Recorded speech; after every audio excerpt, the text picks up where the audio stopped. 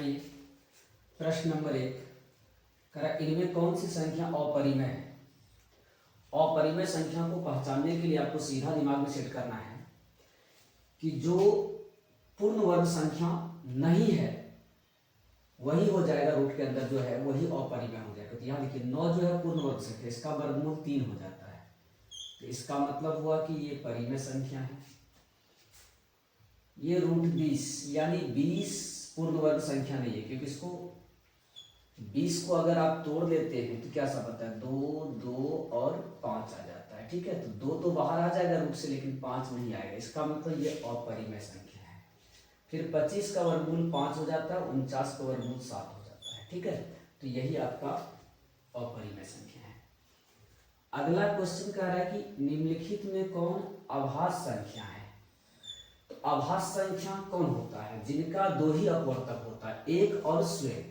तो देखिए 8 किससे किससे कटेगा, 1 से भी कट जाएगा, 2 से भी कट जाएगा, 8 से भी कट जाएगा, तो ये नहीं हुआ। 9 1 से कटेगा, 3 से कटेगा और 9 से भी कटेगा, इनका भी 3 अपवर्तक हो गया। 11 1 से कटेगा और 11 से कटेगा, तो इनका 2 ही अपवर्तक है, तो यही अभाज्य संख्या है। फिर 15 1 से कटेगा, 3 से कटेगा, 5 से कटेगा, तो इसका मतलब सी नंबर अभाज्य संख्या है। अगला क्वेश्चन है, ये क्वेश्चन थोड़ा सा ज्यादा अच्छा है।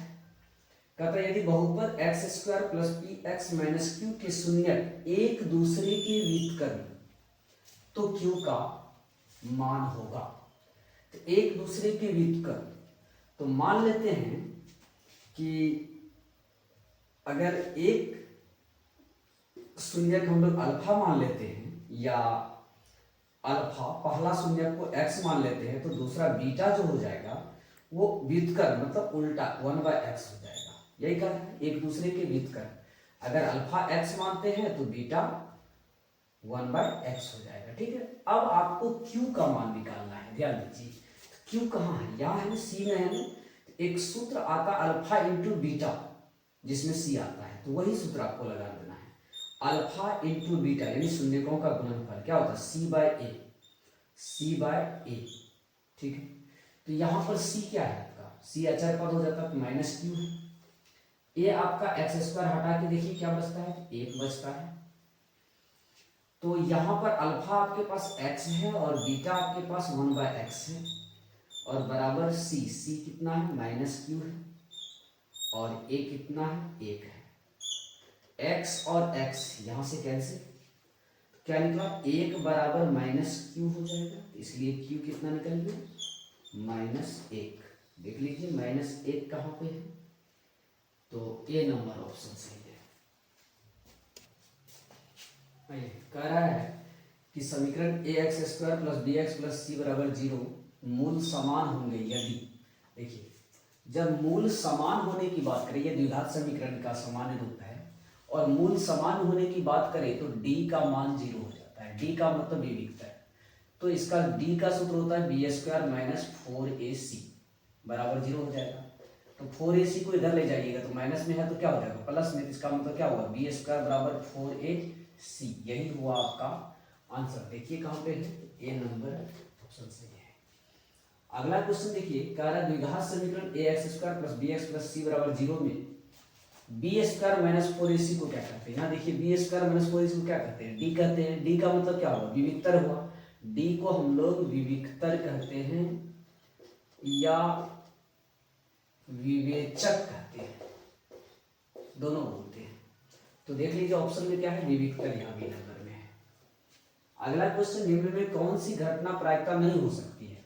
तो हम बताए प्रायिकता 0 से लेकर 1 तक होता है, इसके बीच में ही होना चाहिए, यानी 0 से लेकर 1 तक हो सकता है। ठीक है, अब देखिए यहाँ पर, यहाँ देखिए 1.1 है, 1 से ज्यादा हो गया ना, तो यही प्रायिकता नहीं हो सकती। यही पूछ रहा है कि कौन प्रायिकता नहीं हो सकती, ए नंबर ऑप्शन सही है। बाद बाकी कहा था बाह्य बिंदु से वृत्त पर खींची गई स्पर्श रेखाओं की लंबाइयां क्या होती है। तो हम लोग पढ़े हैं कि वृत्त के बाह्य बिंदु से खींची गई स्पर्श रेखाओं की लंबाइयां जो होगा वो बराबर होता है, यानी बराबर का मतलब समान होता है। ठीक है, देख लीजिए कहां, यहाँ पे बी नंबर में कह रहा है समान। ठीक है, अगला कहता सभी वृत्त होते हैं, क्या होते हैं, सभी वृत्त अगर सिर्फ गोले होते हैं तो इसका मतलब समरूप होते हैं। सर्वांशम जल्दीबाजी में नहीं लगाना है किसी को, क्योंकि सर्वांशम में वृत्त की त्रिज्या सेम होना चाहिए, लेकिन सभी वृत्त की त्रिज्या सेम तो नहीं हो सकती है ना, इसलिए सभी वृत्त अगर कह रहा है तो समरूप आपको देना है। प्रश्न है कि एक पासा को फेंकने पर 5 आने की प्रायिकता। पासा को फेंकिएगा तो क्या आएगा, 1 आ सकता है, 2 आ सकता है, 3, 4 और 5 आ सकता है, 6 आ सकता है। बस टोटल कितना हुआ, 6 संख्या है। इसमें से आपको कहता है 5 आने की प्रायिकता। 5 कई बार आया है, एक ही बार आया है, तो अनुकूल हो गया 1 और कुल हो गया 6 बार आया है, 1/6। यही आंसर हो जाएगा बी नंबर। अगला कहता है एपी दिया है, इसका 11वां पद मांग रहा है। एपी का 11वां पद मतलब A11 क्या होता है सूत्र, A + 10D, यही सूत्र होता है। 11वां पद निकाला 10D, 10वां पद निकालना 9D, मतलब जितना पद निकालना उसका एक कम भी कर देना है, ठीक है। ए आपका कितना है देखिए, ए पहला प्रथम पद -3, तो -3 + 10 गुना D। D क्या करना है आपको, इसमें से इसको घटा दीजिए, चाहे इसमें से इसको घटा दीजिए, तो -1/2 में -3 को घटाना है, घटाइए कितना होता है, -1/2 में -3 को घटाना है, तो -3 2 बार आ जाएगा, तो देखिए 2 एलसीएम हो जाएगा, -1 माइनस प्लस 2 मतलब लगेगा 3 दूनी 6, यानी 6 में से 1 घटेगा 5/2, तो डी आपका हो गया 5/2, 2 से काटिए यहाँ 5 दूनी 10, क्या हो गया -3 + 25, तो 25 में 3 घटेगा 22 ऑप्शन ए सही है। अगला सेम क्वेश्चन है, समांतर श्रेणी 10, 7, 4 का 30वां पद मांगा है, तो 30वां पद क्या हो जाएगा, ए 30वां पद का मतलब हुआ A + 29D। ये आपका प्रथम पद देख लीजिए कितना है, 10 है, 10 29 गुना D घटा लीजिए, 7 में से 10 घटाइए या 4 में से 7 घटाइए, तो 7 में से 10 घटाइएगा तो -3 हो जाए, तो D आपका कितना हुआ -3, तो 10 29 गुना माइनस प्लस माइनस हो जाएगा, 29 गुना 3 29 या 87, तो 10 में से 87 घट जाएगा, तो माइनस में 77 बचेगा। देखिए माइनस में 77 कहाँ है, ऑप्शन सी। अगला क्वेश्चन कह रहा है निम्नलिखित में कौन बहुपद है।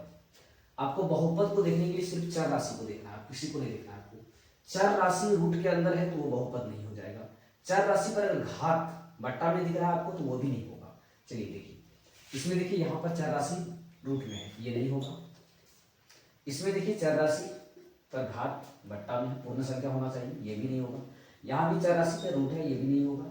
इसमें देखिए आपको चर राशि देखना है, आपको x² है, ठीक है, घात 2 है, x है, इसमें भी घात 1 है, उधर अचर को तो देखना ही नहीं है, इसका मतलब ऑप्शन डी सही है। प्रश्न है कि संगत समीकरण युग्म के हल होते हैं, तो संगत समीकरण के एक हल होते हैं, ठीक है। अगला क्वेश्चन है कि cot 15 cot a = 8 है तो sin a का मान क्या होगा। देखिए 15 cot a बराबर आपको 8 दिया है, तो cot a बराबर क्या हो जाएगा, 8/15 हो जाएगा। इसको आप cot का सूत्र हो जाता है b/p, तो b आपका 8 है, p आपका 15 है, तो sin निकालेंगे h चाहिए, तो h बराबर सूत्र हो जाता है p² जो b², तो √100 डाल दीजिए, तो p², p कितना है 15, 15 का स्क्वायर प्लस 8 का स्क्वायर, 15 का स्क्वायर 225 होता है, 8 का 64 होता है, दोनों को जोड़िए कितना हो जाएगा 289 हो जाता है, 289 का वर्गमूल 17 हो जाता है, ठीक है। तो अब आपको निकालना क्या है, साइन ए निकालना है, ठीक है। तो p/h, p कितना है, p आपका यहाँ देखिए, p आपका 15 है, h आपका कितना निकला 17, 15/17 देखिए कहाँ है, 15/17 सी नंबर, ठीक है। अगला क्वेश्चन कह रहा है sec × 90 - a, ये तो सूत्र ही होता है, sec × 90 डिग्री माइनस a बराबर सूत्र ही हो जाता है cosec a। देख लीजिए cosec a कहाँ है, cosec a डी नंबर। इसके अलावा कह रहा है कि वह समीकरण जिसका कोई हल ना हो, तो जिसका कोई हल नहीं होगा वो असंगत हो जाता है, ठीक है, जिसका कोई हल नहीं हो असंगत हो जाता है, तो असंगत ए नंबर है। प्रश्न है कि एबीसी में कोण ए समकोण है यानी 90 डिग्री है, तो बीसी दिया है, एबी दिया है, एसी ज्ञात करना है। देखिए एक त्रिभुज हम लोग खींच लेते हैं, ये त्रिभुज है जिनका ए कोण समकोण कह रहा है, तो इसको ए कर दीजिए, 90 डिग्री है ये। बीसी 13 है, तो आप ए यहाँ दीजिए, तो बी कहीं भी दे दीजिए, सी कहीं भी दे दीजिए, दोनों जगह में। तो अब देखिए बीसी कह रहा है, बीसी कितना कह रहा है 13 है, तो ये 13 सीएम है। ए बी कितना है, ए बी आपका 12 सीएम है, तो एसी मांग रहा है। तो ऐसे तो समकोण त्रिभुज में 12 13 है तो 5 ही होता है, बनाना कैसे है, तो ये पाइथागोरस प्रमेय से। तो पाइथागोरस प्रमेय से क्या हो जाएगा, पाइथागोरस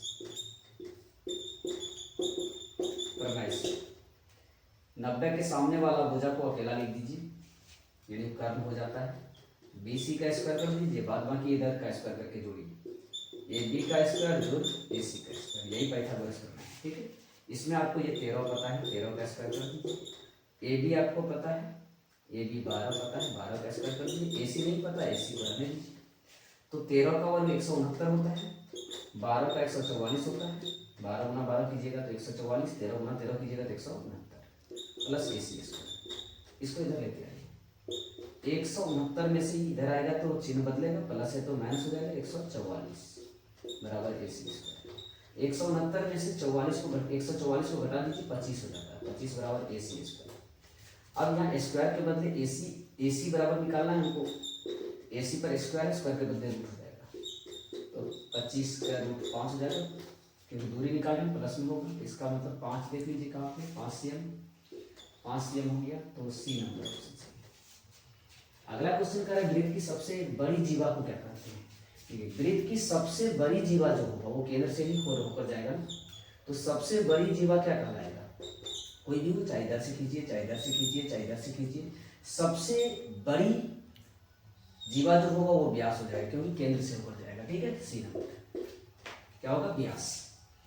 आगे कहता है किसी वृत्त की स्पर्श रेखा उसे कितने बिंदु पर, कोई वृत्त है और स्पर्श रेखा एक ही बिंदु पर स्पर्श कर सकता है। ठीक है, तो वही कह रहा है किसी वृत्त की स्पर्श रेखा उसे कितने बिंदु पर स्पर्श करती है, तो एक बिंदु पर, सी नंबर।